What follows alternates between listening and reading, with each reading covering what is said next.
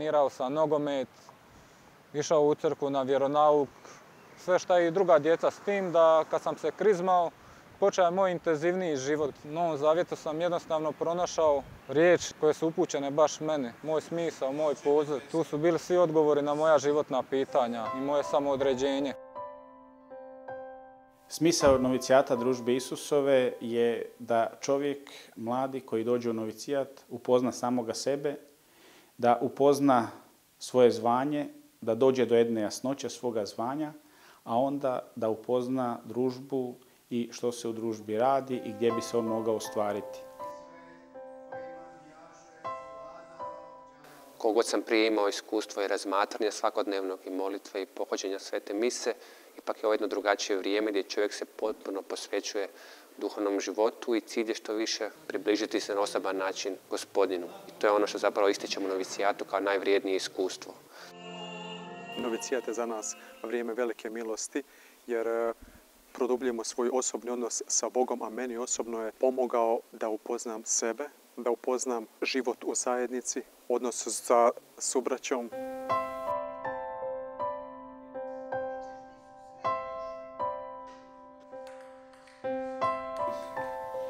Družba Isusova je redovnička zajednica, red u crkvi koji je osnovao Sveti Ignacije Lojolski, koji je živio od 1491. do 1556. a Družba Isusova je službeno potvrđena 1540. Kad je Sveti Ignacije doživio svoje obraćenje, nakon što je bio ranjen u Pamploni 1521. želio je služiti Gospodinu i vršiti volju Božju, ali nije znao na koji način.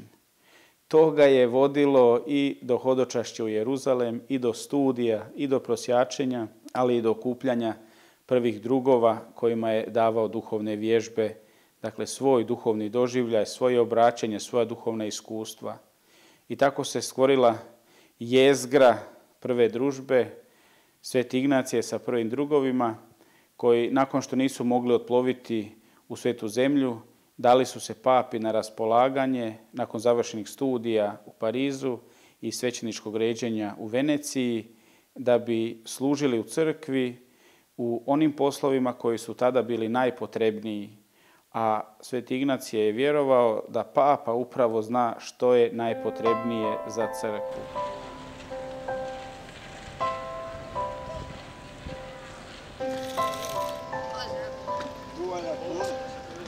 Svećenički poziv u redovničku zajednicu Družbe Isusove osjetio sam upravo zbog toga što sam prepoznao u Družbi Isusovoj i u redovnicima jednu mobilnost, jednu pokretljivost i prihvaćanje drugih.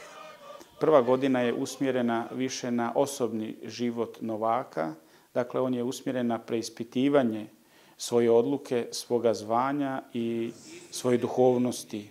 Zato je u centru prve godine velike duhovne vježbe Svetog Ignacija od mjesec dana, na koje se novaci pripremaju kroz 3, 4 ili 5 mjeseci.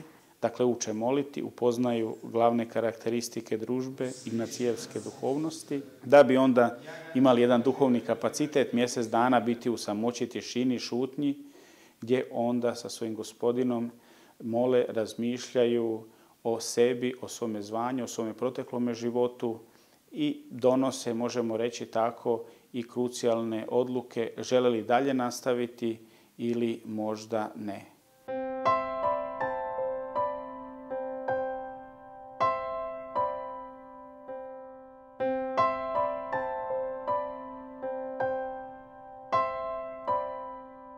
Čovjek koji bi spoznao nešto veće od njega, nešto veće od svega što je do tada imao, od svega što je do tada radio i od svih svojih ideala do prije. A to ne bi slijedio, ne bi ostavio sve da bi to slijedio, je luda. Ja ne želim biti luda. Nedjeljom idem u dom, što mi predstavlja veliko zadovoljstvo. Tu susrećem stvarno potrebite ljude koji su, ne samo što su bolesni, njihovi najveća je bol u biti osjećaj odbačenosti. I onda mi predstavlja veliko zadovoljstvo, bar ako mogu iti jedan trenutak, jedan osmijeh izmamiti na ta lica, olakšati im. U drugoj godini novaci idu na eksperimente u naše kuće, gdje upoznaju život u našim zajednicama, upoznaju razne apostolate s kojima se naši bave, a i oni manje više aktivno sudjeluju koliko mogu pomoći kao novaci.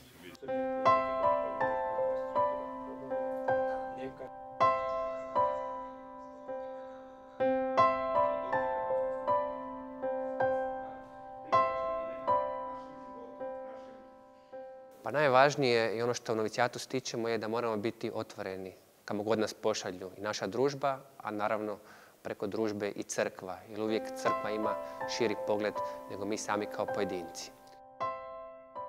Bog je mene našao, izveo me na pravi put. Živjeći s njim, on me vodio kroz svoju školu života, tako onda se ja pitao koji je smisao mog života, gdje ću se ispuniti, ostvariti.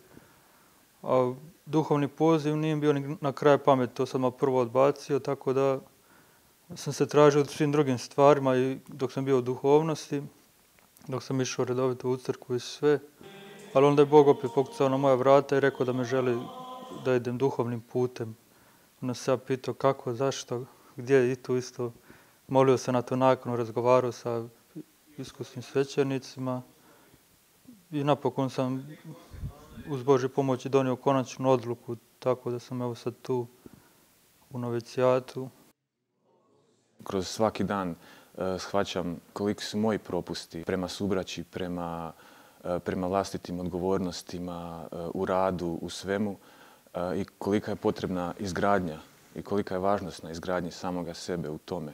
A onda i poslije toga, poslije novicijata gdje ćemo biti poslani na nekakve apostolate, kolika će biti važnost prema našem vlastitom načinu života svjedočiti drugima, da ih prihvatimo, da im pokažemo kako je Krist ljubav.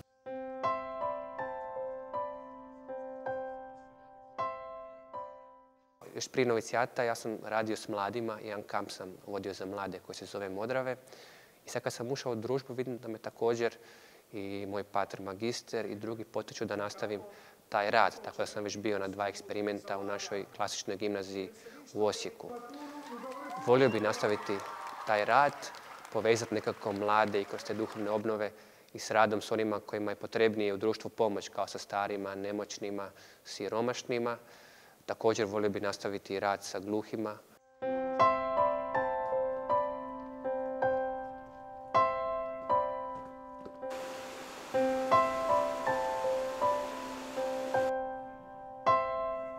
Smatram da je danas najvažnije raditi s mladima koji su obasuti s raznim ispraznim ponudama, a tako je lijepo vidjeti mlade koji svojim životom svjedoče u crkvi, pogotovo u radu sa onima potrebnima.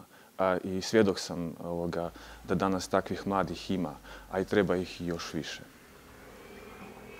Kroz studij razmišljao sam o redovništvu, zanimao se za ignacijevsku duhovnost, te kroz taj interes i savjetima Isovaca iz Sarajeva, koji smo bili ispovjednici, odlučio sam stupiti u družbu Isusovu. Ići tamo gdje te Bog treba je žrtva, ali i blagoslov. U tome je bogatstvo poziva i poslanja, umrijeti sebi i živjeti za druge. Najvažnije je zapravo da čovjek izgradi svoj osoban odnos s Gospodinom. Znači, to ima redovnu svakodnevnu molitvu, naravno na način koji vidi da mu najviše odgovara. Ja uvijek preporučam razmatranje, pogotovo naše ignacijevsko, svakodnevnu svetu misu i prakticiranje sakramenata. I onda iz tog odnosa s Gospodinom može izaći pravi, zreli poziv za duhovno zvanje ili za brak ili za bilo koji drugi poziv. Trebamo odlučiti i vidjeti, prepoznati Božji zov, da li je službi svećeništva ili kao časni brat. A gdje god Bog da me zove, ja ću se spremno odazvati. Mogu reći da u prvoj godini najviše mi se svidjelo duhovne vježbe, Ignacijeva duhovnost i njegov kontemplacija u akciji je pravi put za uistinu doživljavanje Boga u svim stvarima, u svijetu i u ljudima oko sebe. U razmišljanju da li da budem Isusovac, Kapucin, Franjevac, shvatio sam zapravo da svoj poziv najbolje mogu ostvariti u Isusovačkom redu. Ne bojte se pogledati svijetu u oči i reći ja ću tebe izazvati ja ću uzeti Kristov križ i ići ću za njim.